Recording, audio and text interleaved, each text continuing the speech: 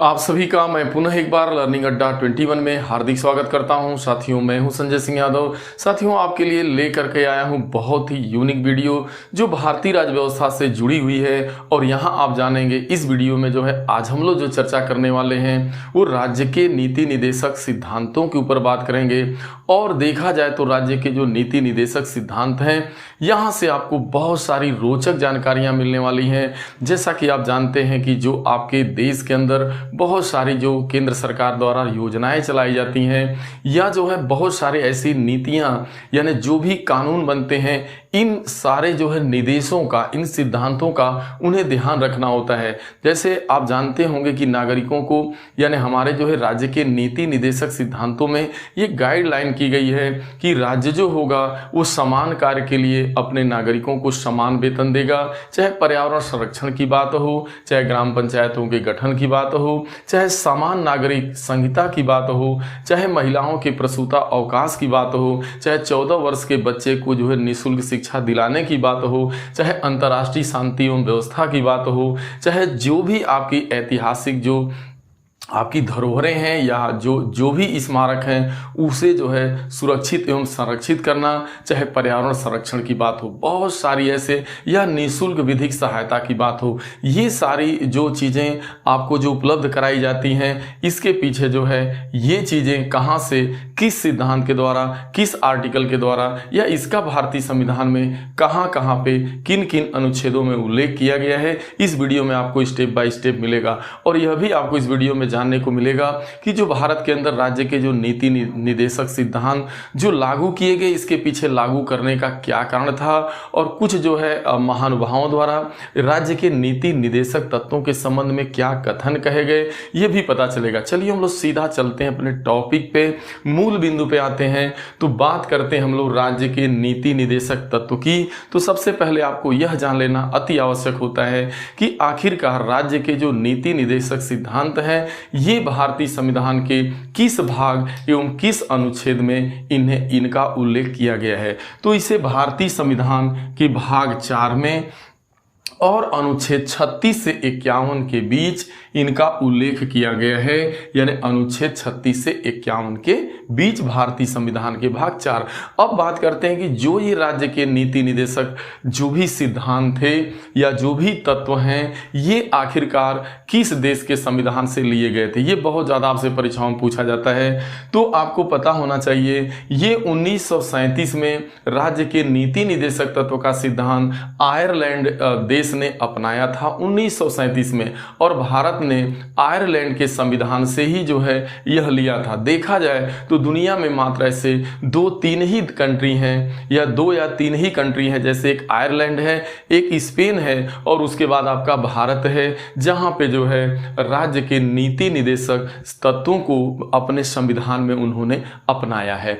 अब ये चीज आपको आखिरकार भारत में जो है इन सिद्धांतों को यानी इसको लागू करने की क्या जरूरत थी। तो ध्यान में रखिएगा भारतीय संविधान में नीति निदेशक तत्वों को का जो समावेश किया गया उसके पीछे जो मूल उद्देश्य था वो जो है भारत को एक कल्याणकारी राज्य बनाना था, यानी एक कल्याणकारी राज्य की स्थापना करने के उद्देश्य से इन निर्देशों को, इन सिद्धांतों को, इन तत्वों को अपनाया गया था। भारत में कल्याणकारी राज्य की स्थापना करने के उद्देश्य से इसका समावेश किया गया। अब जैसा कि आप जानते हैं जो भारतीय संविधान की जो प्रस्तावना है, जो मूल उद्देशिका है, उसमें आप देखेंगे तो ये बातें स्पष्ट रूप से हैं कि जो भारत के नागरिकों में समानता, स्वतंत्रता एवं न्याय सुलभ कराने का जो संकल्प देखा जाए उद्देशिका में है, यानी मूल उद्देश्य में ये बात कही गई है कि जो है भारत के प्रत्येक नागरिक को समानता, स्वतंत्रता एवं न्याय मिल सके।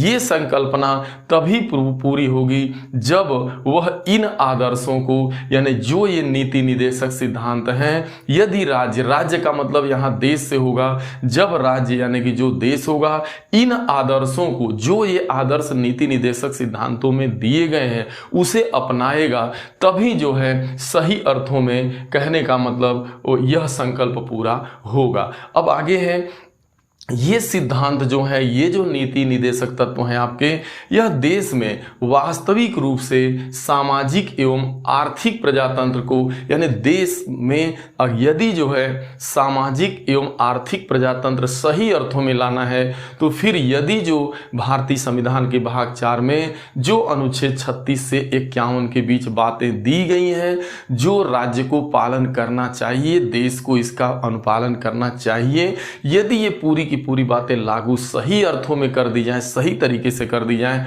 तो वास्तव में भारत एक कल्याणकारी राज्य के रूप में विकसित हो जाएगा। यही बात है। अब देखिए अनुच्छेद 37 में क्या बात दी गई। अनुच्छेद 37 में ये बतलाया गया है कि इस भाग में जो भी दिए गए उपबंध होंगे, यानी जो भी 36 से 51 के बीच बातें दी गई हैं, उसे न्यायालय द्वारा लागू नहीं कराया जा सकता है। यही देखा जाए तो इसका एक वीक पॉइंट बन जाता है कि यहाँ राज्य के जो नीति निदेशक सिद्धांत हैं, यह एक निर्देश के रूप में दिए गए हैं, एक सिद्धांत के रूप में दिए गए हैं। यदि सरकारें, यदि राज्य, यानी यदि देश इसका पालन नहीं करता है, तो इसके लिए आप कोई भी नागरिक, कोई भी व्यक्ति न्यायालय नहीं जा सकता है, यानी इसे न्यायालय में चैलेंज नहीं किया जाएगा। ये बातें हैं अनुच्छेद 37 में। फिर भी इसमें दिए गए तत्व शासन के मूलभूत है, यानी जो भी शासन है उसके देखा जाए तो भले न्यायालय में चैलेंज नहीं किया जाएगा, लेकिन यह उसके शासन के ये मूलभूत तत्व होने चाहिए। और जब भी देश के अंदर कोई विधि निर्माण की प्रक्रिया शुरू हो, यानी जब भी देश में कोई कानून बने, तो उसमें इन तत्वों का जो ये नीति निदेशक तत्व दिए गए हैं, इनका प्रयोग हमेशा ध्यान में रखा जाए। तभी जो है, देखिए, विधि निर्माण में इन तत्वों का प्रयोग करना राज्य का कर्तव्य होगा, यानी ये सारी चीज़ें उस जो है सिद्धांत के अंदर जुड़ी होनी चाहिए। जैसे सभी नागरिकों के लिए समान नागरिक संहिता, यानी देश ऐसा कोई कानून नहीं बनाएगा जो व्यक्ति के लिए, यानी कुछ व्यक्तियों के लिए अलग हो, यानी सभी नागरिकों पे वो समान रूप से लागू होता है, हो ऐसा विधि निर्माण जो है करेगा। बहुत सारी बातें आपको आगे मिलेंगी इस वीडियो में। अब देखिए इसका मूल उद्देश्य, पुनः मूल उद्देश्य भाई, लोग जो राज्य के नीति निदेशक तत्व हैं, इनका मूल उद्देश्य क्या था? तो इनका जो मूल उद्देश्य है वो यही है, लागू करने का था संविधान के अंदर, कि सामाजिक एवं आर्थिक प्रजातंत्र को स्थापित करना। सही अर्थों में सामाजिक एवं आर्थिक प्रजातंत्र तभी स्थापित होगा जब जो है इन निदेशों का ध्यान रखा जाए। कुछ कथनों पर बात कर लेते हैं। और एक चीज ध्यान में रखना है, इसे संविधान में एक मार्गदर्शक सिद्धांत के रूप में रखा गया था, यानी यह जो संविधान में इसे शामिल किया गया, तो यह एक मार्गदर्शक, यानी मार्गदर्शक सिद्धांत के रूप में इसे शामिल किया गया। देखिए आता है परीक्षा में, कभी कभी कुछ कथनों को पूछ दिया जाता है, जैसे टी.के. शाह ने क्या कहा था इस नीति निदेशक सिद्धांत को लेकर के। तो उन्होंने कहा था कि राज्य के नीति निदेशक सिद्धांत एक ऐसा चेक है जिसे बैंक सुविधानुसार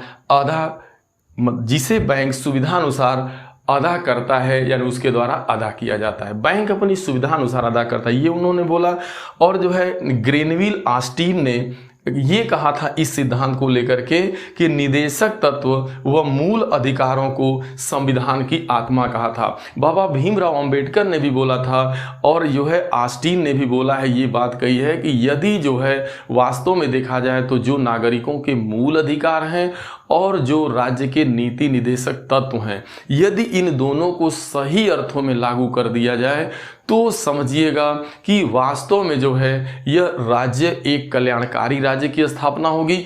और दूसरी, यह संविधान की यह बहुत बड़ी आत्मा है, यानी इन्होंने इसे संविधान की आत्मा बोला। यदि ये दो चीज़ें ऐसी हैं संविधान के अंदर कि जो संविधान की आत्मा कही जाती है, एक नागरिकों को दिया जाने वाला मौलिक अधिकार और दूसरा राज्य के नीति निदेशक सिद्धांत यानी तत्व, तो ये सारी बातें बाबा भीमराव अंबेडकर ने इन तत्वों को विशेषता वाला तत्व बताया, यानी विशेषता वाला बताया। अब हम लोगों को जानना है कि आखिरकार हम लोग अब एक एक जो है अनुच्छेद को जानने का प्रयास करेंगे कि आखिरकार जो प्रमुख अनुच्छेद हैं वे क्या कहते हैं, किन किन चीज़ों को वो फोकस करते हैं, और यह काफ़ी परीक्षा उपयोगी बहुत ही महत्वपूर्ण है। यहाँ चाहे सिविल सर्विसेज की बात की जाए, चाहे अन्य जो भी प्रतियोगी परीक्षाएं जहाँ पे बात आती है आपकी, जहाँ पे बात करी जाती है भारतीय राज्य व्यवस्था की, तो यहाँ से निश्चित रूप से क्वेश्चन बनता है। अब बात होती है अनुच्छेद 38 की। अभी आपने देखा यहाँ पे अनुच्छेद 37 की बात हम लोग कर लिए हैं। अब हम लोग सीधा 38 पे चलते हैं। 38 में ये बात देखिए, वास्तव में आप ये बात अच्छे से अब स्पष्ट आपको हो गई कि वास्तव में जो राज्य के नीति निदेशक सिद्धांत हैं, यह राज्य यानी देश को एक निर्देशित करते हैं, यानी एक गाइडलाइन करते हैं। यह जरूरी नहीं है कि 100% राज्य उसका पालन करे, लेकिन यहाँ पर ऐसा निर्देश दिया। आप देख रहे हैं कि इसे न्यायालय में भी चैलेंज नहीं किया जा सकता है। तो राज्य का ये कर्तव्य बनता है कि इन सिद्धांतों को वो अपनाए। तो 38 में कहा गया है कि राज्य लोक कल्याण की, राज्य जो है वो लोक कल्याण की अभिवृद्धि के लिए ऐसी सामाजिक व्यवस्था की स्थापना करेगा जिसमें सामाजिक, आर्थिक और राजनैतिक न्याय प्रत्येक व्यक्ति को सुनिश्चित हो सके। यानी जो देश है, यानी जो राज्य है, वो ऐसी सामाजिक, आर्थिक और राजनैतिक न्याय की व्यवस्था उपलब्ध कराएगा, यानी ऐसी राजनैतिक न्याय प्रत्येक व्यक्ति को सुनिश्चित हो सके, यानी देश के विकास में सभी नागरिक भागीदार बन सकें और सभी का सामाजिक, आर्थिक और राजनैतिक मतलब सहयोग प्राप्त हो सके, सुनिश्चित हो सके। तभी जो है राज्य लोक कल्याणकारी होगा, यानी लोक कल्याण की अभिवृद्धि के लिए सामाजिक, आर्थिक और राजनैतिक न्याय प्रत्येक व्यक्ति के लिए सुनिश्चित हो सके, ऐसा प्रयास करेगा। आगे है अनुच्छेद 39। तो अनुच्छेद 39 में बहुत सारी बातें हैं। इसमें हम लोग अनुच्छेद 39 का क देखते हैं। अनुच्छेद 39 जो फर्स्ट है उसमें ये बात बोली गई कि राज्य प्रत्येक स्त्री व पुरुष को समान रूप से जीविका के लिए साधन उपलब्ध कराने का प्रयास करेगा। यानी राज्य का ये कर्तव्य होना चाहिए कि वह अपने प्रत्येक नागरिक को समान रूप से, चाहे वो स्त्री हो पुरुष हो, उसको अपनी जीविका चलाने के लिए साधन उपलब्ध कराए। इसी के लिए देखते हैं जो सरकारें होती हैं तमाम प्रकार की योजनाओं को चला करके अपने जो है नागरिकों के जीवन स्तर को ऊंचा उठाने का प्रयास करती रहती हैं, इन्हीं गाइडलाइन के आधार पे। और है भौतिक संसाधनों के स्वामित्व और नियंत्रण। आप देखते हैं कि राज्य ऐसा कोई कार्य नहीं करेगा जिससे कि भौतिक संसाधनों का स्वामित्व बढ़ता हो, यानी जो भौतिक संसाधन है उसमें कुछ लोगों का स्वामित्व हो, ऐसा नहीं। भौतिक संसाधनों के स्वामित्व एवं नियंत्रण के ऊपर, यानी स्वामित्व और नियंत्रण पर ध्यान रखना जो है, ये जो है आपका जो है राज्य का कार्य होगा, ऐसा निर्देश दिया गया। आगे है ग में है कि संपत्ति एवं उत्पादन, चाहे कोई भी संपत्ति हो या कोई उत्पादन के साधन हो, उनका केंद्रीकरण न हो सके, यानी किसी एक जगह उसका केंद्रीकरण न हो करके उसका विकेंद्रीकरण हो, ताकि जो है सार्वजनिक हित हो सके, ताकि राज्य को कल्याणकारी बनाया जा सके, लोगों के जीवन स्तर को ऊंचा उठाया जा सके। यदि जो है भौतिक संसाधनों का स्वामित्व हो जाएगा, उस पर नियंत्रण नहीं होगा, अगर संसाधनों का, उत्पादन के साधन एवं संपत्ति का कुछ पूंजीपति या कुछ लोगों का केंद्रीकरण हो जाएगा, तो ऐसे में सार्वजनिक हित नहीं होगा और जो है पिछड़े लोगों का, अति दलित पिछड़े लोगों का जीवन स्तर जो है निम्न ही बना रहेगा, तो लोक कल्याण की कामना जो है वो अधूरी रह जाएगी। आगे है, अब देखिए इसी में एक चीज जोड़ा गया, वो आपका अनुच्छेद 39 में ही एक 42वां संविधान संशोधन 1976 में होता है, जिसमें ये बात जोड़ी जाती है कि समान न्याय। देखिए जो राज्य होगा वो पहली बात तो समान न्याय की व्यवस्था करेगा, यानी सभी को समान रूप से न्याय मिल सके, और जरूरत पड़ने पर निःशुल्क विधिक सहायता भी उपलब्ध कराएगा। यदि किसी व्यक्ति को जो है ऐसी आवश्यकता है उस नागरिक को कि उसके पास जो है विधि निःशुल्क, तो कि उसको जो है विधिक सहायता चाहिए और वह सक्षम नहीं है, तो राज्य का ये कर्तव्य होगा कि उसे निःशुल्क विधिक सहायता उपलब्ध कराए और समान न्याय की व्यवस्था करे। ठीक है, तो ये समान न्याय एवं निःशुल्क विधिक सहायता का उपबंध जो है 42वां संविधान संशोधन 1976 में किया जाता है। ये सारी बातें अनुच्छेद 39 से ही जुड़ी हुई थी जो आपने अब तक देखा। और इसी में ध्यान में रखना है, बहुत जो इम्पोर्टेंट है वो ये एक छूट रहा है। देखिए, स्त्री हो या पुरुष हो, समान कार्य के लिए समान वेतन उपलब्ध कराएगा। यह अनुच्छेद 39 घ में ये बात बोली गई है। तो जो 39 घ ये बहुत ज़्यादा इंपॉर्टेंट है, बहुत ज़्यादा प्रश्न यहाँ से पूछा जाता है आपसे अनुच्छेद 39 घ से कि भाई समान काम के लिए प्रत्येक स्त्री पुरुष को समान वेतन दिया जाना चाहिए। यह निर्देश यानी कहाँ दिया गया है? ये भारतीय संविधान के अनुच्छेद 39 घ में ये बात बताई गई है। निःशुल्क विधिक सहायता या समान न्याय की बात कहाँ करी गई है? अनुच्छेद 39 में करी गई है। संसाधनों का निजीकरण न हो, केंद्रीकरण न हो, ये सारी बातें आप देख रहे हैं कि जो है अनुच्छेद 39। अब चलिए 40 में क्या है कि बहुत ज़्यादा यह भी प्रश्न पूछता है कि अनुच्छेद 40 का संबंध किससे है? तो ये ग्राम पंचायतों के गठन को लेकर के था। जब आपके देश में जो है भारतीय जो पंचायती राज व्यवस्था है, इसे कानूनी दर्जा नहीं प्राप्त हुआ था। अब आपको पता है कि 1992-93 के बाद जो है पंचायती राज व्यवस्थाओं को एक कानूनी दर्जा दे दिया गया है। उसे भारतीय संविधान के भाग 9 क में स्थान दिया गया है। लेकिन बस इतना ही उस समय था जब भारतीय संविधान बना था।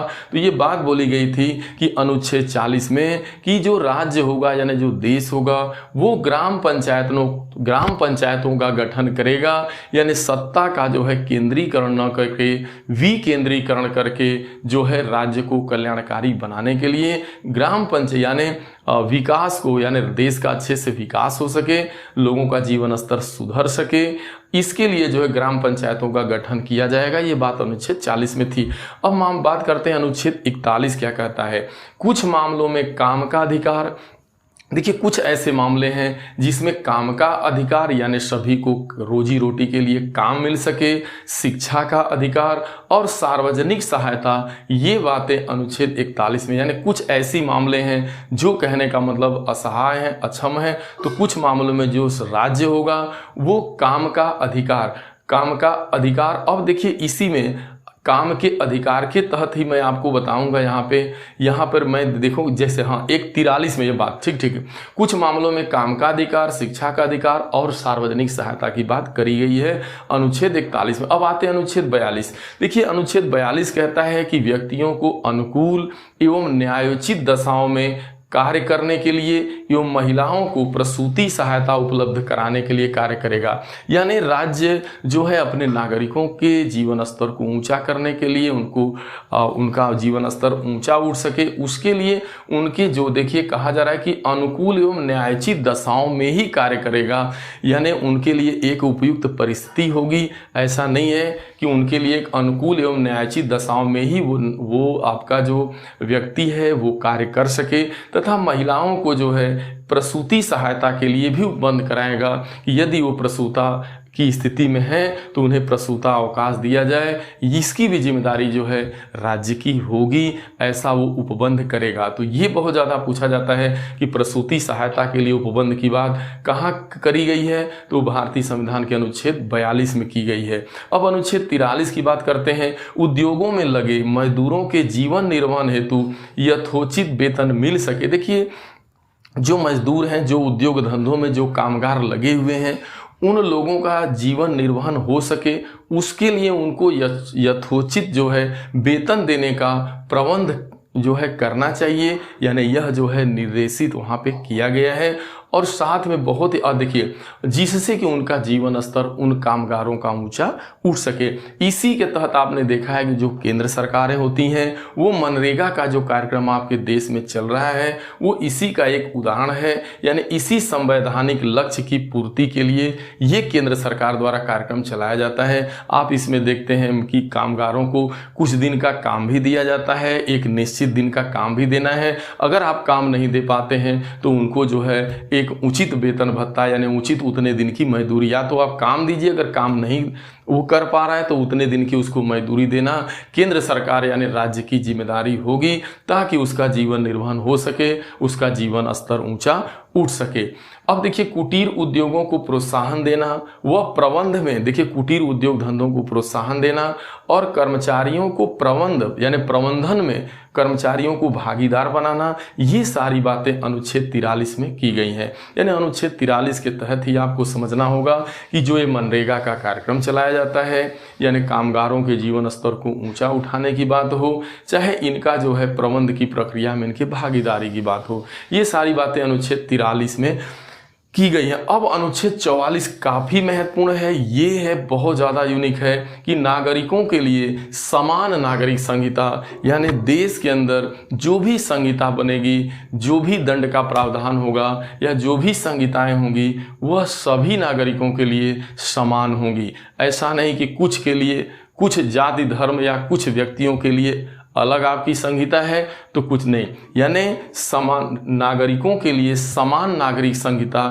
की व्यवस्था करेगा, यह निर्देश दिया गया है अनुच्छेद 44 में। ये बहुत ज़्यादा परीक्षाओं में पूछा जाता है कि नागरिकों के लिए समान नागरिक संहिता की बात कहाँ पे करी गई है। आगे है अनुच्छेद 45, 14 वर्ष से कम आयु के बच्चों को निःशुल्क एवं अनिवार्य शिक्षा दिलाना राज्य की जिम्मेदारी होगी, यानी उसका कर्तव्य होगा। अब आप देख रहे हैं कि 86वां संविधान संशोधन आपका जब 2002 में होता है तो वहाँ पे जो है जो शिक्षा का अधिकार है उसे मौलिक अधिकार बना दिया गया। अब हर बच्चे का जो है स्कूली शिक्षा प्राप्त करना यानी उसका जो है एक मौलिक अधिकार है, तो ऐसे में जो है राज्य को उपलब्ध कराना ही पड़ता है और कराना ही पड़ेगा, क्योंकि जो चीज़ मौलिक अधिकार हो गया तो उसके लिए वो व्यक्ति वो न्यायालय में जा सकता है। तो पहले था कि नहीं ऐसा करेगा, यानी ये राज्य के ये निदेशक सिद्धांतों में ये बात बोली गई थी, ठीक है। अनुच्छेद जो है 45 में ये बात कही गई थी, लेकिन अब क्या है कि अब यह जो है बच्चे का मौलिक अधिकार बन गया।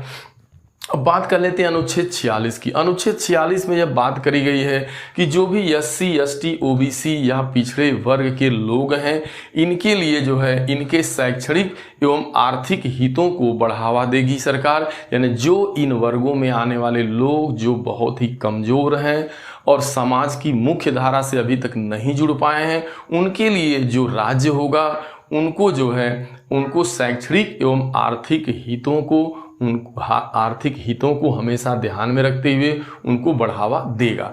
अब बात करते हैं हम लोग 47 की। अनुच्छेद 47 कहता है कि राज्य लोगों के जीवन स्तर को एवं पोषण को, यानी राज्य जो होगा लोगों का जीवन स्तर कैसे ऊंचा हो सके, उनको उचित पोषण नागरिकों को कैसे मिले, इसीलिए आप देखते हैं कि बच्चों को पोषाहार की व्यवस्था होती है। सरकार देखते हैं कि जो भी गवर्नमेंट स्कूल हैं उसमें MDM की व्यवस्था करती है, मिड डे मील दिया जाता है, इसीलिए कि वहाँ वो अपने नागरिकों के जीवन स्तर को एवं पोषण को अच्छे से जो है मेंटेन कर पाए, कहने का मतलब उसे बढ़ावा देना। लेकिन एक चीज़ और है कि स्वास्थ्य के लिए हानिकारक पदार्थों एवं द्रव्यों पर रोक लगाया गया। जैसे जितने भी मादक पेय द्रव्य हैं यानी पदार्थ हैं, चाहे वो द्रव्य हैं, जैसे आप देखते हैं एल्कोहल हो गया, शराब हो गया, बहुत सारे राज्य देखते हैं कि अपने राज्यों में मदिरा के ऊपर बैन लगाए हैं, सिगरेट पीना स्वास्थ्य के लिए बैन है।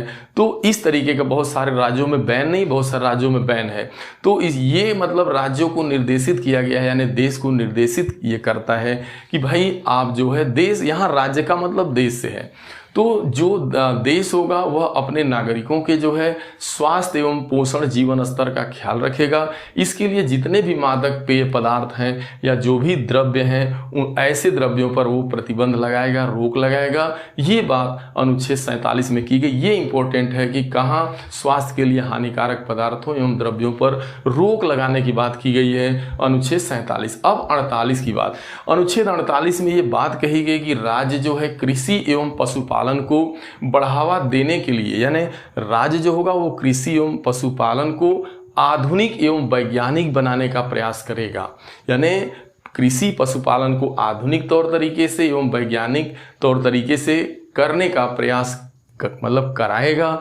और दूसरी चीज़ है इसी 48 पहले से था उसमें 48 को जोड़ दिया गया, तो 48 को में ये बात बहुत ज़्यादा पूछा जाता है कि कहाँ पर ये बात बोली गई है कि जो राज्य जो होगा यानी जो देश होगा वो पर्यावरण संरक्षण एवं संवर्धन करेगा। कहाँ पे पर्यावरण संरक्षण की बात की गई है, पर्यावरण संवर्धन की बात की गई है, यह निर्देश कहाँ दिया गया है, ये गाइडलाइन कहाँ पे है? तो भारतीय संविधान के अनुच्छेद 48 क में है। 48 पहले से था कृषि एवं पशुपालन को लेकर के कि आधुनिकीकरण करना उसका और वैज्ञानिकीकरण करना, ठीक है, वैज्ञानिक बनाने का प्रयास करेगा। लेकिन इसी में एक बात है कि अपने नागरिकों को एक जो है स्वस्थ पर्यावरण उपलब्ध कराएगा ताकि उनका जीवन यापन अच्छे एक माहौल में, अच्छे अनुकूल वातावरण में हो सके। अब आगे बात करते हैं हम लोग अनुच्छेद 49 की। देखिए अनुच्छेद 49 है कि जितने भी देश के अंदर आपकी जो प्रत्येक स्मारकें या कलाकृतियाँ होंगी या ऐतिहासिक जो भी स्थल हैं उनको क्या करेगा, राष्ट्रीय महत्व का घोषित कर उनका संवर्धन एवं संरक्षण करेगा। यानी जो भी हमारे देश के अंदर जो भी स्मारकें हैं, जो भी पुरानी कलाकृतियाँ हैं, जो भी ऐतिहासिक इमारतें धरोहरें हैं, उनका संरक्षण करना राज्य का यानी देश का कर्तव्य होगा। उसे जो है पर राष्ट्रीय महत्व का घोषित करके उसका संवर्धन एवं संरक्षण करे। ये बात अनुच्छेद 49 में कही गई है। अब अनुच्छेद 50 की बात करते हैं। देखिए पूछा जाता है कि कहाँ पर ये बात कही गई है कि राज्य जो है वो न्यायपालिका को कार्यपालिका से पृथक रखेगा। तो ये अनुच्छेद 50 में बात बोली गई है कि जो है न्यायपालिका से कार्यपालिका को हमेशा पृथक रखा जाएगा या कार्यपालिका हमेशा न्यायपालिका से पृथक होगी। अब बात करते हैं अनुच्छेद 51 की। तो बात जब अनुच्छेद 51 की करते हैं तो ये भी काफ़ी महत्वपूर्ण है, जहां बात हम करते हैं अंतर्राष्ट्रीय शांति, सुरक्षा एवं विदेशी नीति की। तो अनुच्छेद 51 में अंतर्राष्ट्रीय शांति, सुरक्षा देश की एवं जो है विदेशी नीति की बात करी गई है कि जो राज्य होगा इसका ध्यान रखेगा। कहने का मतलब अंतर्राष्ट्रीय शांति को हमेशा बनाए रखेगा, अपनी सुरक्षा को बनाए रखेगा, विदेशी नीति संबंधित बातों का यहाँ पे निर्देश दिया गया है। अब आगे चल